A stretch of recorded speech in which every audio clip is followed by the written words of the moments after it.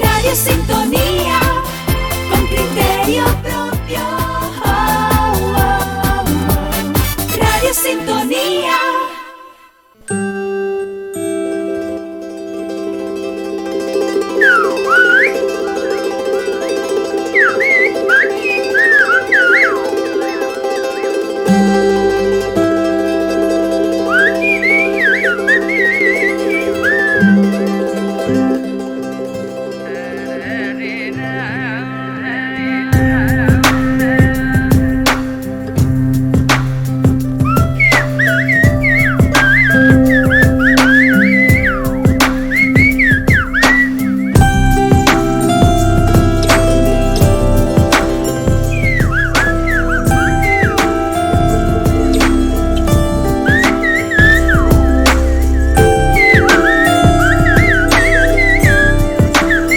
Esta sintonía cada viernes nos acercamos al programa Guanil, un programa de difusión del patrimonio histórico de la isla de Fuerteventura que se realiza desde Radio Sintonía en colaboración con la Consejería de Cultura y Patrimonio del Cabildo de Fuerteventura. La semana pasada nos acompañaba aquí en los estudios Luis Mata, que es técnico de patrimonio del excelentísimo Cabildo Insular de Fuerteventura. Y también nos acompaña en el día de hoy porque, como todos ustedes saben, los seguidores de este programa, pues en el pasado programa íbamos a hablar de 4 edificios singulares que forman parte de nuestro legado histórico, pero dado el interés de los temas que Luis nos aportaba, pues solo se pudo hablar de 2 edificios que fue la Casa del Inglés de la Oliva y la Capellanía de la Oliva. Hoy Luis nos va a seguir con el mismo tema para hablarnos de la Casa de los Coroneles y del Hospital de la Ampullenta. Buenos días, Luis Mata. Buenos días, Pino. Y estamos otra vez, si no nos da tiempo. Muchísimas gracias, yo creo que gracias sí que te va a invitarnos. Sí, hombre, sí. Lo que pasa es que a veces uno, pues, hombre, la historia del arte ha cambiado un poco su filosofía, ¿no? Eso de aquello se estudiaba antes, el elemento en sí, simplemente, todo tiene una consecuencia, entonces es mucho más importante la obra de, entender la obra del hombre y por qué el hombre es en ese momento hace lo que hace, y porque es hombre de su tiempo, lógicamente, y entonces pues un poco yo creo que hay que poner las cosas en su contexto para que así se puedan entender. De otra forma pues es casi imposible, porque el devenir del tiempo va deteriorando estas imágenes, que a veces perdemos incluso la memoria y el sentido, ¿no?, de las cosas. Al final se van perdiendo las cuestiones estas, los elementos, los bienes, y afortunadamente pues bueno, cada vez se da más importancia, se va escribiendo y estudiando cada uno de ellos y ahí queda escrito para el futuro. Y es importante, por lo tanto, que profesionales como tú, técnicos del Cabildo, estén aquí en este espacio para hablarnos de todos los temas que conocen, porque se dedican precisamente a esto. Tú eres inspector de patrimonio, conoces el patrimonio de la isla de Fuerteventura, ¿no? Bueno, poco por arriba, sí. Si lo que pasa es que el patrimonio es muy extenso. Ya empezamos a enrollar otra vez. Bueno, me refiero a que hay técnicos especialistas en cada materia, ¿no? Desde paleontólogos, como te acuerdas, Paco Talavera pasó por aquí un día, especialistas en historia del arte, etnólogos, geógrafos, y así pues sucesivamente son más especialistas. Un poco que tener ir recogiendo todos estos elementos que forman parte de nuestra historia y protegiéndolos un poco. La labor hay que tener un conocimiento básico un poco por encima, pero bueno, yo soy especialista, yo me licencié en historia del arte concretamente, y a veces pues bueno nos cuesta más pues hacer las introducciones históricas, nos cuesta más porque estamos más pendientes, hemos estudiado más los elementos de bienes en sí. Pero yo creo que es fundamental hacer un poco, pues eso, adornarlo un poco para que la gente lo entienda, todos estos elementos que conforman bienes de interés cultural por sí solos, pero dentro del contexto que normalmente yo suelo desarrollarlo para que la gente entienda en qué momento se hizo y por qué se hizo. Pues bien, vamos a pasar, si te parece, a la Casa de los Coroneles. La Casa de los Coroneles recibe este nombre porque fue la vivienda de los coroneles, cargo militar que se creó a principios del siglo XVIII o finales del XVII, no sé. Sí, se forma, la creación de las milicias de Fuerteventura es en 1708. Esto conlleva el nombramiento de la figura del coronel, que pasará, como veíamos otro día, de residir de Betancuria de la Oliva. La exigencia de la roturación de nuevas tierras, buscar nuevas vegas fértiles, hace que la Oliva, junto con Pájara y con Tuineje, principalmente, luego Antigua, se vayan desarrollando y se vayan asentando nuevos núcleos de población. En estos momentos los señores empiezan a perder el poder que ostentaban desde la conquista. Están durante todos estos siglos estaban insertos en un sistema pseudo-final. La corona intenta centralizar aquel poder para contrarrestar este poder señorial que se viene extendiendo desde una especie de vasallaje de la época de la conquista, en el que el señor que iba conquistando, apoyó a la corona en su momento, pues tenía una serie de prerrogativas. Era el señor feudal de los territorios, y aquí la familia Arias Saavedra hereda de generación en generación el señorío de Fuerteventura, pero sobre el 1600 empieza a residir en Tenerife. Épocas de lluvias, pues son sus derechos obtener todos los beneficios posibles, y en años ruines y miserias, pues se olvida a pesar de las solicitudes y peticiones del Cabildo Insular, se olvida de Fuerteventura y de sus habitantes. Y en este marco es donde el poder militar empieza a pasar a los coroneles. En estos momentos el señor es el que lleva el tema de guerra, de defensa, el capitán en guerra, y la figura del coronel ante la sequía, cuando se crea la milicia, ante la sequía y el olvido del señor, empieza a hacer concesiones importantes. Él retiene barcos en contra del señor que está afuera, tiene barcos para que las hambrunas no diezmen como muchas ocasiones de muerte, de hambre a la población de Fuerteventura. Retiene la saca de granos, reparte los quintos en contra, en principio, de esos derechos del señor. Esta desidia de los señores son aprovechadas por los representantes de la corona, en este caso era el marqués de Vallehermoso, para empezar a quitar concesiones a estos señores. El primer coronel que se asienta y pone su sede además en Betancuria, en principio está, digamos, bajo un poco las órdenes del señor Pedro Sánchez Umpierre. Poco a poco, durante el siglo XVIII, los coroneles no solo empiezan a ostentar el poder militar, sino que por lo que vemos que está fuera el real de la isla, empiezan a hacerse poderosos, a controlar los nombramientos civiles, a comprar básicamente en los años de penuria, a adquirir los mayores y mejores suelos fértiles, y empiezan a nombrar en las instituciones, cabildo en todo caso, en estas instituciones, a sus medianeros, jornaleros y administradores.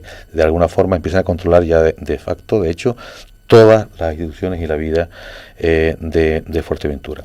Antes me comentaba al principio si había alguna historia y tal, todavía en el saber popular existen coplas. En una de ellas dice así, en la memoria popular, dice, como era, después del Señor y la Virgen pura, Usías el Dios de Fuerteventura. Un poco como durante muchísimos siglos el coronel se fue en la misma familia, poco a poco se hace hereditario la figura del coronel, y entre tres, a pesar de la misma figura, se rompe un poco el derecho progenitor del masculino, pero la misma familia, entre los Sánchez de Umpierre, que comienza, los Cabrera de Betancor, que son los que ponen la residencia en la Oliva, y los Manrique de Lara, Manrique Lara Cabrera, que son los que se extingue ya en 1870, en la década de los 70, se extingue la figura del coronelato. Y coincidió, digamos, en la estancia del coronel, el primer coronel, Pedro Sánchez Umpierre, que creo que fue, como tú dijiste, en 1708, coincidió con los años de hambruna, por eso del dicho popular que tú nos acabas de comentar.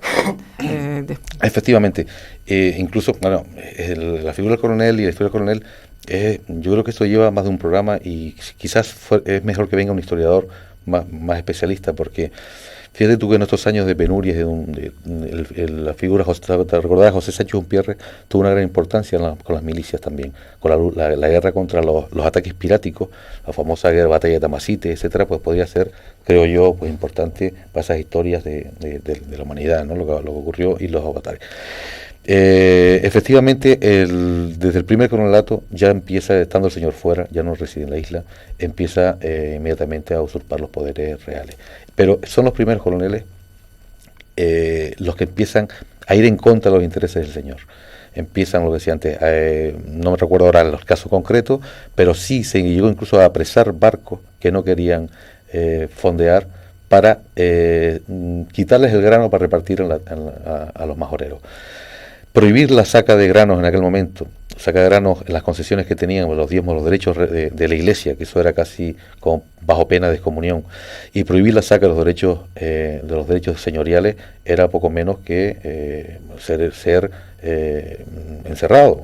Era un delito muy grave. Pues bueno, los primeros coroneles vienen a paliar un poco estas hambrunas y estos derechos que diezmaban a la población a base de hambrunas cada poco tiempo. Hay muchísimos ejemplos a lo largo de toda la historia en que la inmigración, el hambre, el hambre, yo sé que es el cuarto jinete del Apocalipsis, cabalgó muchísimas veces sobre Fuerteventura, diezmando a toda su población. Tenían que deambular, esperando y muriendo en las playas, en las costas, a que algún barco pues se apiadase y pudiese llegar a Gran Canaria o a Tenerife, que tampoco en la mayoría de los casos gozaron de mayor fortuna, porque morían también de hambre deambulando por Gran Canaria o Tenerife, porque tampoco podían acogerlo. Muchas veces los cabildos de Tenerife, sobre todo, también eso a lo mejor la mentalidad popular, esa idea de que con Tenerife nos íbamos mejor que con Gran Canaria y tal. Gran Canaria lógicamente tuvo problemas, en muchas ocasiones no dejaron desembarcar a la gente de Fuerteventura, tuvieron que volver, hundimientos de barcos en la punta de Jandía en que murió mucha gente, pero también es cierto que muchísimas veces los cabildos de Gran Canaria y de Tenerife ayudaron con grano a paliar el hambre de Fuerteventura. Nos situamos en el año en concreto donde se vivieron las principales hambrunas en la isla de Fuerteventura. A partir de 1700, 1714, hubieron varias. Lo constante de Fuerteventura es que hubiese 1 o 2 años buenos y 10, 12 y 14 malos, la que se repite constantemente y llega a desaparecer. La gente, hay comunicaciones de los mandatos, de aquellos que hablábamos del cabildo de Fuerteventura, que se mandataba a los vecinos a que no sacaran el grano. Hay rato que la gente llegaba a comerse el cuero porque no tenían absolutamente nada, iban por las costas buscando de todo, pues no tenían nada que comer. Bien, te dejo, Luis, porque si no sigo preguntando de temas y es interesante lo que nos acabas de decir, me surgen preguntas que... Sí, es que yo creo que este periodo es un periodo... Es difícil de entender porque es tenso en el tiempo y hasta incluso había que hacer una valoración, profundizar cuál época fue mejor. Yo creo que el coronel, desde mi punto de vista, cambia todo el sistema, un sistema casi pseudo-feudal o feudal del señor, pasa a otro tipo de administración jurídica. A pesar de que el coronel pudiera controlar con su gente pues todas las instituciones públicas, el cabildo tal, no es lo mismo. Y de alguna forma yo creo que en esta época empieza a extenderse pues las explotaciones agrarias por distintos pagos de la isla. Surge la Matilla, el Time, un montón de poblaciones que empiezan a ver pues bueno, pequeñas explotaciones privadas, que de alguna forma las esté todo controlado con el coronel, pero no es lo mismo el vasallaje al que estaba sometido cuando el señor territorial era dueño absolutamente de todo. Pero bueno, es una valoración que yo creo que sí que es mejor un especialista que te la pudiera hacer, ¿no? Más que un tenor del arte. Don Luis Modesto. Seguimos con el edificio de la Casa terminando, del Coronel. Se extingue la figura del coronel, precisamente lo que estaba comentando. Se empieza a extinguir cuando empiezan a haber nuevas coyunturas económicas. Por ejemplo, empieza en este periodo ya al final del siglo XVIII, principio del XIX, empiezan a surgir coyunturas económicas favorables para otros sistemas. Por ejemplo, Puerto Cabras empieza a surgir en torno al comercio de la barrilla y en torno a que se van afincando nuevas familias, que empieza a haber cierta burguesía en que ya empieza a perder importancia la figura del coronel. Como decía al principio, el coronel reside en Betancuria y luego no es Ginés Cabrera de Betancor sobre 1650, el que inicia la Casa de los Coroneles, pero la termina su nieto Agustín Betancor Dumpierre. Te resumo la Casa de los Coroneles porque yo creo que es más importante ese entorno que un poco hemos narrado, la importancia de tal. En estos años, los últimos, lo que digo de Agustín, en la segunda mitad del 600, parece ser que estuvo en la isla. Creo que también me toca un programa sobre los castillos más adelante. Coincide en la isla, creo que sí me han dicho algo de eso. Pues encantada de que te toque otro programa de los castillos. Un ingeniero que es el que estaba encargado de la defensa de la isla, y de ahí surgirán posteriormente el castillo del Tostón y de Caleta de Fuste. Hay que decir que los programas los organizamos con los técnicos del Departamento de Patrimonio del Cabildo de Fuerteventura y nos ponemos de acuerdo. Entonces seguramente tus compañeros te han dicho que tienes que venir, que te vayas preparando porque tienes que hablar de castillo. Sí, pues en esta época parece ser que coincide y es lógico que un ingeniero pues como Agustín Betancor Dumpierre, que termina la casa, parece que es un poco una figura que tenía algún conocimiento intelectual, es lo que tuviese en relación. Te lo digo porque el ingeniero que estaba encargado de la defensa de la isla y hace los proyectos y edifica los castillos, es lo que tuviese en contacto con don Agustín, y es posible que esa unidad compositiva en la que damos la primera visuada que podemos ya sobre la Casa del Coronel, esa unidad compositiva que vemos que flanquea toda una crujía por 2 torres almenadas, es muy posible que se deba a la influencia de este ingeniero dentro de la composición, porque rompe un poco la composición arquitectónica normal que se va desarrollando desde el asentamiento de los primeros conquistadores. Si le quitáramos las torres, coincidiría con cualquier otra vivienda de lo que hemos llamado otros días la forma de construir canarios, de la teja árabe a 2 aguas, con granzón y mezcla de barro que hace la torta, y piedra seca revestida con granzón y encalada simplemente o alveada. Uh-huh. Estas casas, igual que estas edificaciones, suele estar rodeando un patio central, como es el caso. En son por 4 crujías, aunque se doblan las que están dirigidas al sur y al oeste, le doblan, las crujías, para entenderlo, son corredores grandes donde se subdividen habitaciones. Están rematadas por la teja árabe y solo le da connotación de una casa señorial el hecho de que en forma de alfiz enmarque con cantería de piedra, que también es uno de los elementos que identifica una casa señorial, la entrada principal rematada por un escudo de armas. Si le quitáramos, como digo, las torreones defensivas, que es lo que da el carácter defensivo militar o de la figura del coronel, seguramente sería una casona más que podría estar tanto dentro de un marco urbano como rural. El entorno donde está, la plaza que hay delante y las construcciones que están ligadas a ella, que están relacionadas con las explotaciones agrarias y ganaderas, pues le dan un poco de todo. Es un poco un elemento diferenciador de muchas otras construcciones, de otros entornos, de Santa Cruz o en aquel momento la Orotava o de Gran Canaria, porque no deja de ser un pabellón que da aspecto militar, enmarcado dentro de una plaza militar, pero que está en un entorno de explotación agrícola y ganadera, porque al final el coronel se convierte en el señor que hemos hablado. Uh-huh. Yo creo que básicamente es la Casa del Coronel. La Casa del Coronel, luego todo el mundo la describe como la conoce. Si tiene tantas ventanas como puertas, y puertas como días tiene el año. Uh-huh. En su frente principal se enmarca los 16 huecos repartidos entre 8 y 8, primera planta y segunda planta. Unos son balcones y los abajo son ventanas.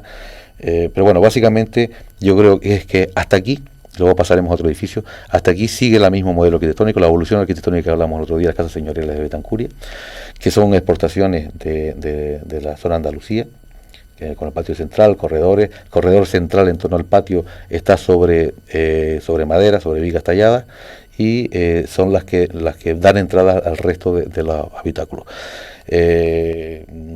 Visitantes de principios de siglo, finales del siglo pasado, nos describen con nada más, no me acuerdo cómo se llamaba, te lo digo a lo largo del programa, un desembarco de un viajante que desembarcó por el castillo, por Rete de Fuste, tiene que ir a saludar al coronel, y entonces describe cuál era la estancia, estaba con su hijo, y describe una gran oficina, un gran salón, todo decorado por armas y lanzas y tal. Esa impresión de coronel, de militar, pero en un marco de explotación agraria, como un señor. Tendrían que estar atemorizados los habitantes de la isla de Fuerteventura con tantas armas y con tantos coroneles. Luis, el hospital de la Ampullenta. Sí, para ya rápido finalizar el programa, que creo que es un edificio que se hizo por voluntad del doctor don Tomás Mena y Mesa, que dejó en su testamento la cantidad de 25.000 pesetas de aquella época para que se construyera un hospital en el Pago de la Ampullenta, ¿no? En el lugar que él había nacido y vivido. Sí, ¿qué tiempo nos queda? Digo, porque aquí ya sí que cambia toda la tipología constructiva, desde el punto de vista constructivo. Todo dicho bien, es el 26 de junio de 1864, doctor Tomás Mesa y Mena, vecino del municipio de Casillas del Ángel, lega en testamento 25.000 pesetas para que se construyera un hospital en Ampullenta.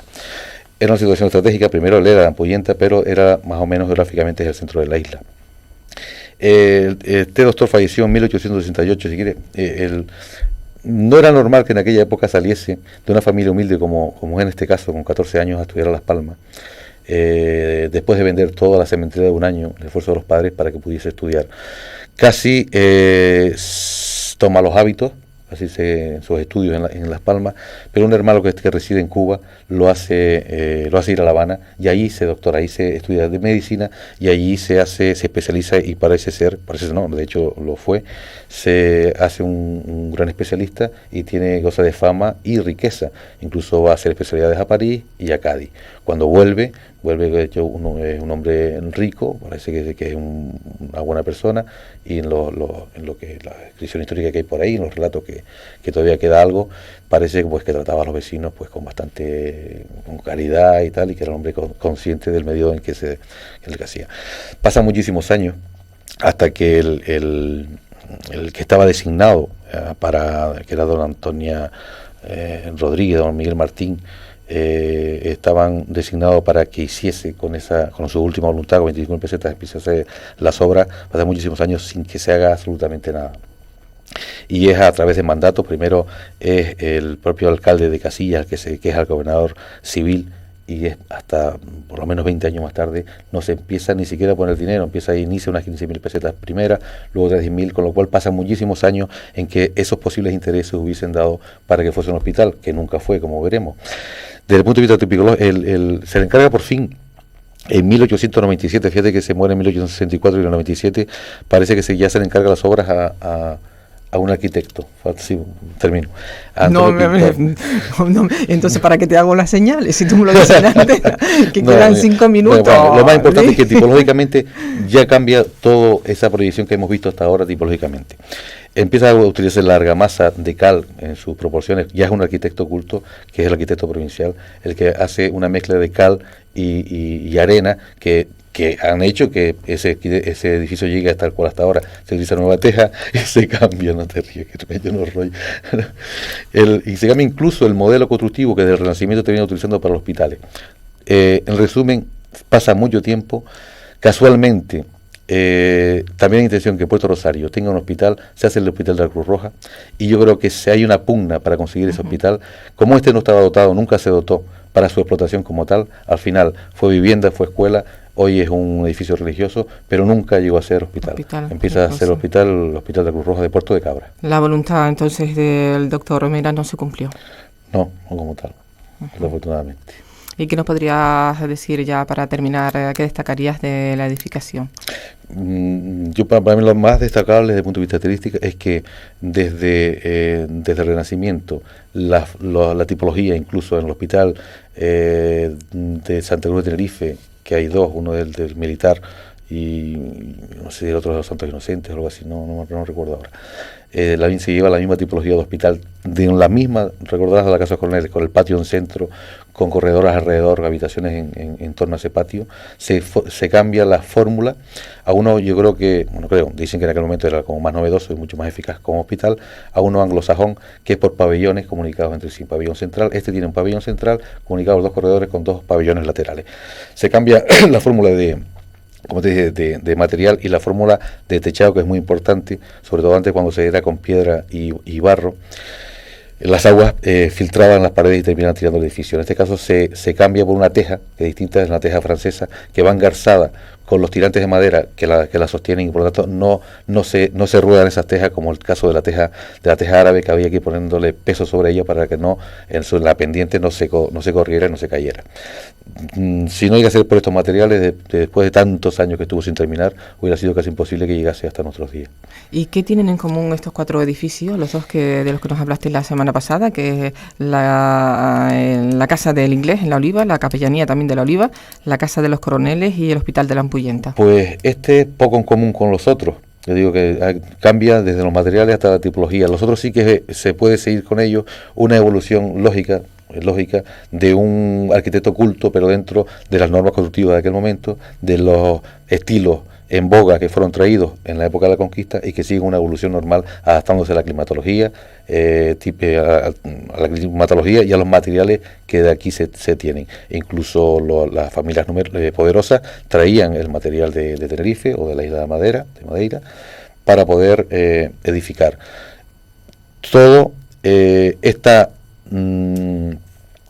devenir del sentido constructivo va paralelo al otro, que es la arquitectura, digamos, no oculta, que va imitando la fórmula de estas construcciones más ricas, pero que utilizan, pues, lógicamente, los medios, como decíamos el otro día, que están a su alcance. Siguen manteniendo incluso en los patios donde se recoge el agua, un montón de fórmulas constructivas que son de ingeniería popular, y que de hecho en la acogida se pueden ver cómo se mantiene toda una fórmula que son tipológicamente y volumétricamente aconsejables para el clima, el viento y las propiedades de esta isla. Lo digo porque en algunos años se ha cambiado en la tipología y al final pues pasamos más calor, pasamos más estrés y pasamos más todo. Todo también está en torno a un desarrollo demográfico distinto, no es un desarrollo urbano, desarrollo en el campo. Como decía el otro día, se va cerrando, el que puede cierra toda la propiedad en cuanto sea más poderoso, tenga posibilidades económicas, y el hecho inacabado del arquitecto popular, de las familias normales que van acabando esa idea final, que empieza con una simple idea lineal, luego en L, luego en U, luego cerrado en O, un poco dependiendo de las posibilidades y de la necesidad del momento.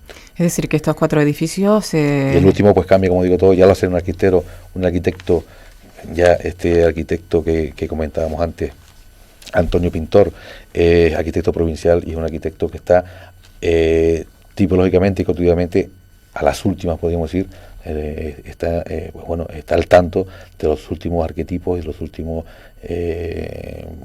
instrumentos constructivos que están en boga en cualquier sitio. Pues, estamos hablando pues de modelos anglosajones e incluso teja francesa.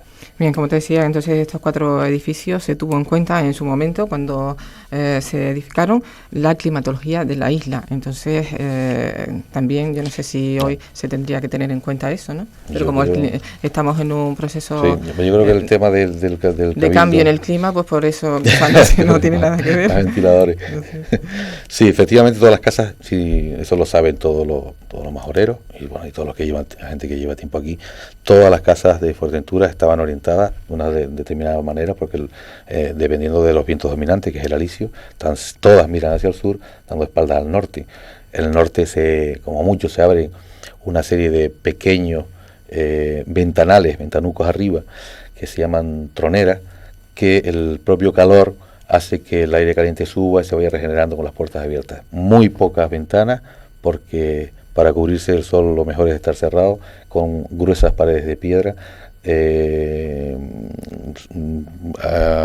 tejados a 2 aguas, con torta, lo que sea, pero para aprovechar el agua siempre, que en el patio ese de esa casa pues siempre tiene un aljibe y con una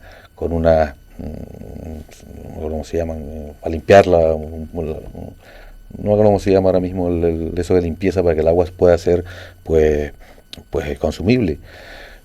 Ahora me quedé con ese elemento, bueno, pero bueno, pues que tiene una tipología, y que además tenemos que decir que lo que ha restaurado las casas de la acogida de Tefía, el Cabildo, yo creo que se ha visto a partir de eso un nuevo gusto por recuperar las tipologías y volúmenes que son, yo creo, los adecuados, y son muy vistosos, incluso atractivos desde el punto de vista, pues bueno, de verlos, simplemente contemplarlos. Se ha recuperado una tipología que se había perdido, incluso llegamos a avergonzarnos de vivir en ese tipo de casas en el campo.